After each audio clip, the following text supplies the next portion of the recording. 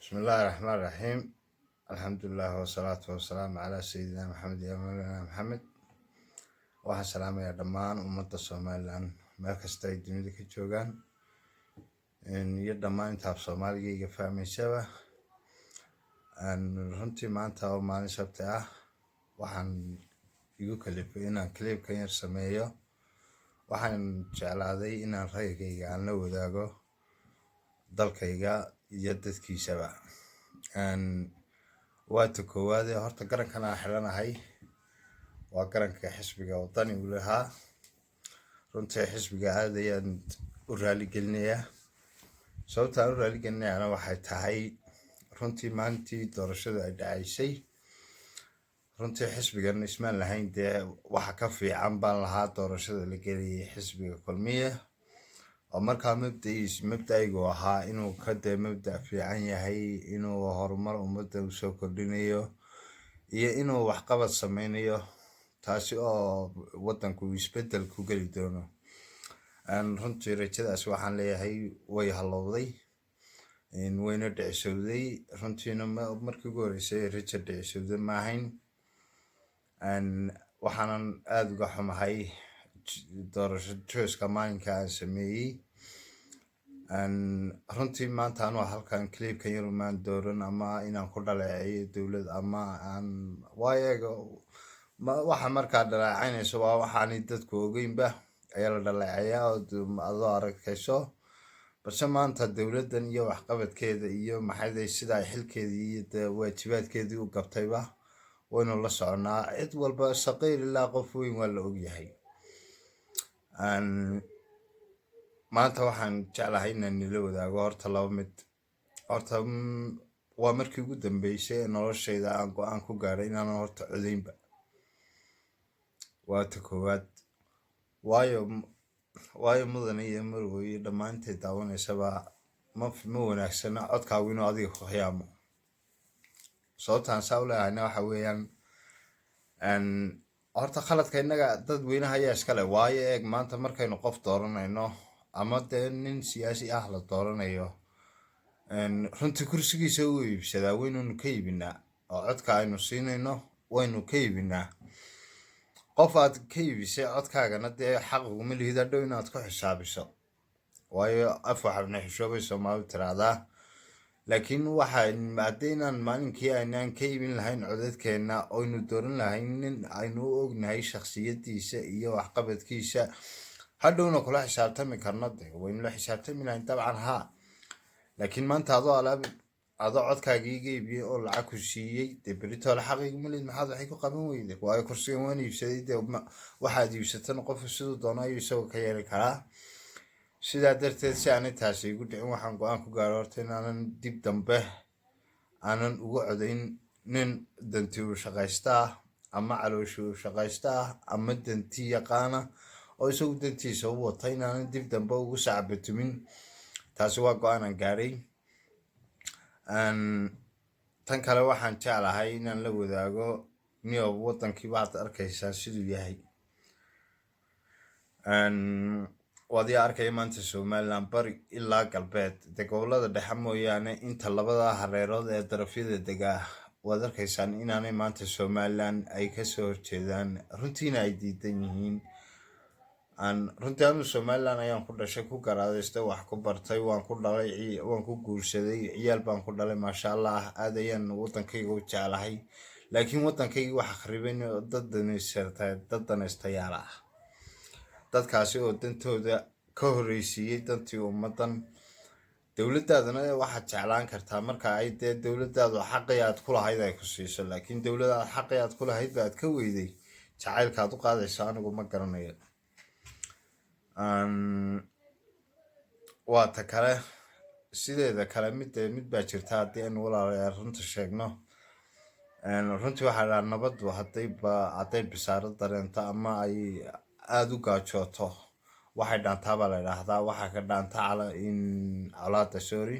ilaahay horta colaada inama gaarsiiyo, balse iyadoo sidan maanta aynu arkayna ay sii socoto waxaad ogaataan inay colaadi ay sidan ka dambeynayso. taasi hadday dhacdana maanta dad badan oo ku khasaaraya ayaa jira. markaa walaalayaal waxaan jeclahay waar intaynu waddankeena badbaadin karno kolley somalilan waa doon yar kowdha doontaas yarna oo badweyn maraysa ayaynu wada saaranahay nakuna dee doontaasi hadday qoosto walaalayaal maanta qof walba oo somalilan way la degaysaa yaa ama dal ha joogo ama dibad ha joogo markaa walaalayaal waxaa iga tala ah intaanay doontaasi nala quusin war bal aynu doontan badbaadsanno si aynu inakuna u badbaadno inu nafeena ugu badbaadino ciyaalkeena u badbaadino runtii waxyaabahan ummadda la dhex maraya ee dee in waddanka la kiciyo ama colaad la dhiirigeliyana hala daayo nimankan waddanka u taliyana waxaan leeyahay waa niyo mas-uuliyadda cer iyo dhul ayaa diiday markaasuu bili-aadan ogolaaday kowdhe markaa mas-uuliyad ninkii qaadaa xisaab baa u dambaysa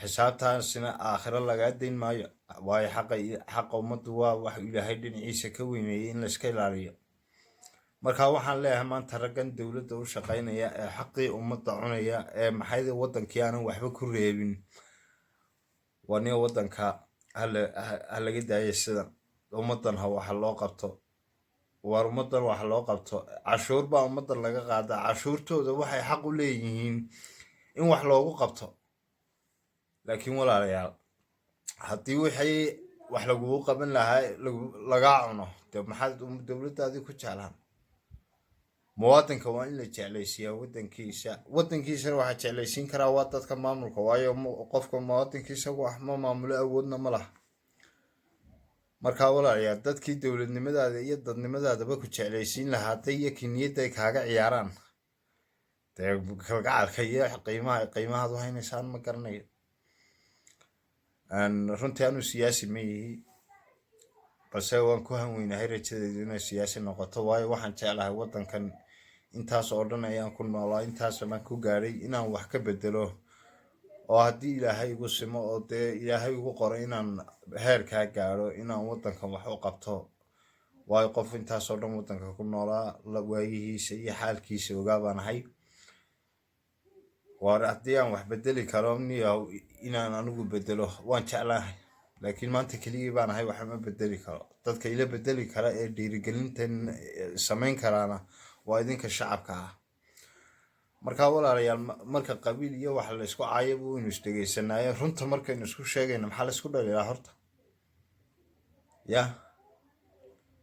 war waxaan leeyahay somalilan hala badbaadiyo nabaddu waa shay macaan waxaan leeyahay dowladdan hadda talisa dee dowladihii ka horreeyey markay colaadiya wax dhacaan runtii waxayba ahaydba xilliga ay lacagta fasaxaan balse muuse waxaad moodaa inuu maxayda isagu hub iyo rasaas uu soo fasaxay runtii gobolkana intaasoo dhan ayuu nabad ahaa inta ay somalilan ka socotay nabad ayuu ahaa waa meeshii somalilan lagu dhisay runtiina ma jecli maanta inuu noqdo meesha somalilan lagu baabi'iyo laakiin haddii waxsan laga qaban waayo waxay noqonaysaa gobolkani inuu ka fallaagoobo somalilan una ka go aakhirka